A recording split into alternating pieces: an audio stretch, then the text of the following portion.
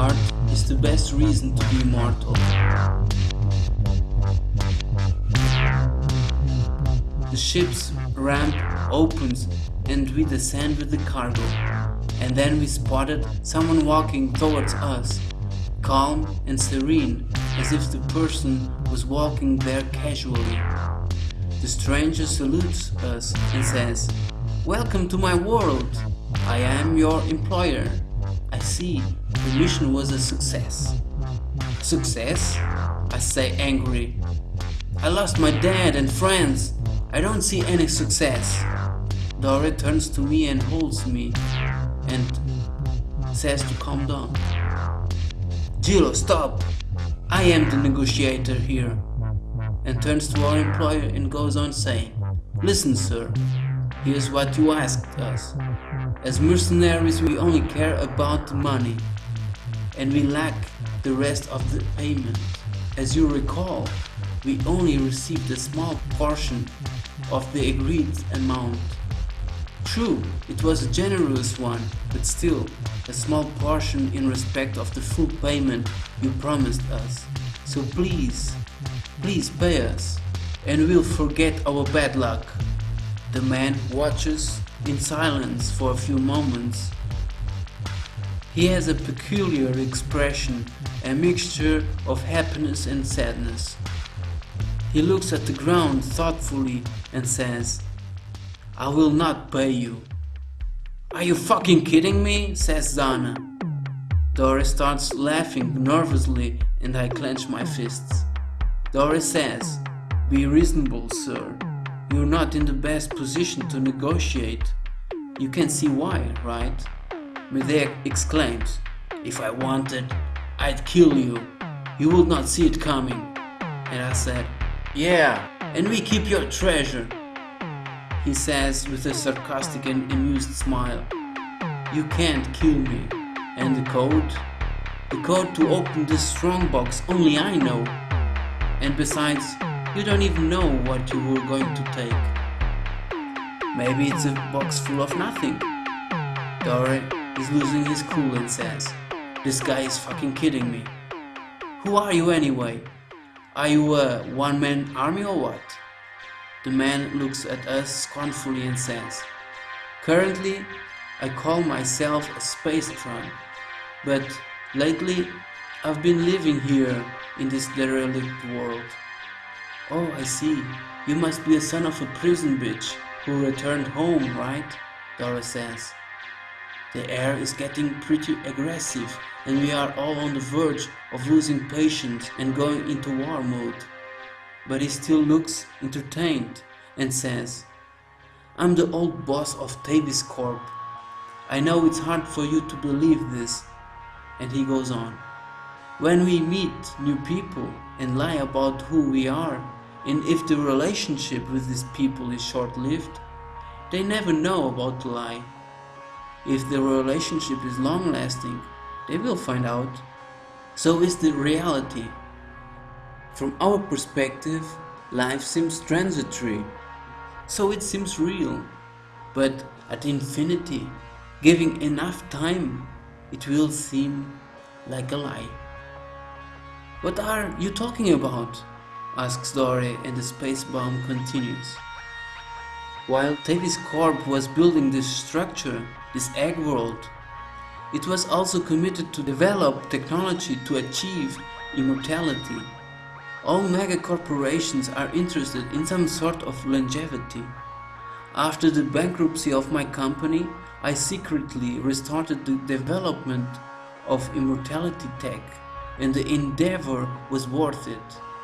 I got the technology, and in my knowledge, so far, the only technology that makes it possible to achieve true immortality, to live forever for real. Impossible even to be killed.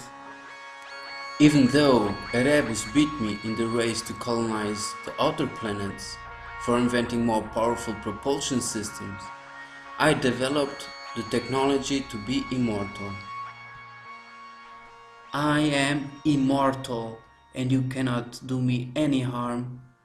We stared at each other, not believing what we just heard. Doris says, But it's not fair after what we've been through, now not getting our deserved reward. The proposal I have for you is superior to all riches, all the money of all nations together. I've had my experiences. I've visited many worlds, and you know what? It's not enough, because I got bored. All this annoys me, says the space tramp, and Dora responds, and is this simple box supposed to get you out of boredom? This makes no sense. The space tramp approaches the vault and it opens instantly, and he says, I hacked and got access to all the databases and projects of mega corporations that mega corporations are developing. At the moment, I am particularly interested in this technology that is inside this box. Let's see what we have here. We ask curiously what it is, and he answers, it's a 3D printer. What? Just a fucking 3D printer? Exclaims Medea. Well, it's not an ordinary 3D printer. This is a thought printer, equipped with a helmet and billions of micro drones. Whatever the user imagines, the micro drones build, he says enthusiastically as he fiddles with the contents of the box. He puts on the helmet and goes on saying, when you put on the helmet and you turn it on, the micro drones almost instantly build any conscious thought into three-dimensional objects, however abstract they may be, as long as enough mass is present in the immediate vicinity. With this technology, with this device, everything is possible to be built. New metamaterials, new technologies, and most important of all, it will serve for artistic expressions.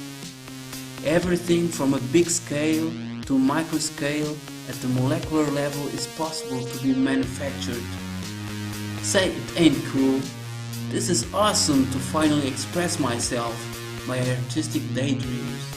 Haha, that's exactly what I was needing. Doris says, okay, you are an eccentric and whimsical artist after all, but what about us? What has this to do with us? The artist replies, I want you to be part of this revolution of artistic expression. May I call you fellow art companions?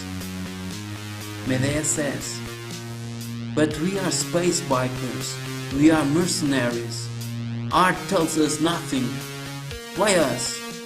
And I ask too, can we also wear the helmet? To which the artist responds, yes, of course you can. You will all be entitled to wear the crown. And why did I choose you for art nights? In truth, it could be any other minority. And please, don't get me wrong what true art is. Art is not limited to art.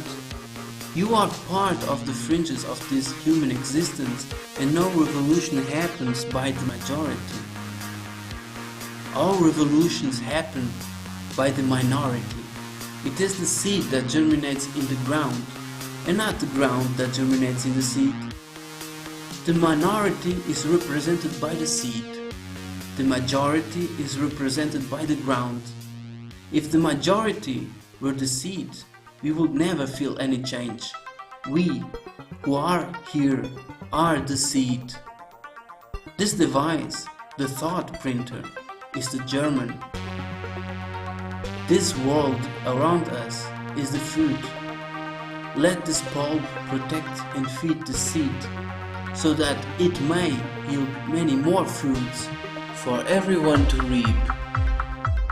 And with this speech of this artistic, charismatic, and now immensely powerful space bomb, we surrender.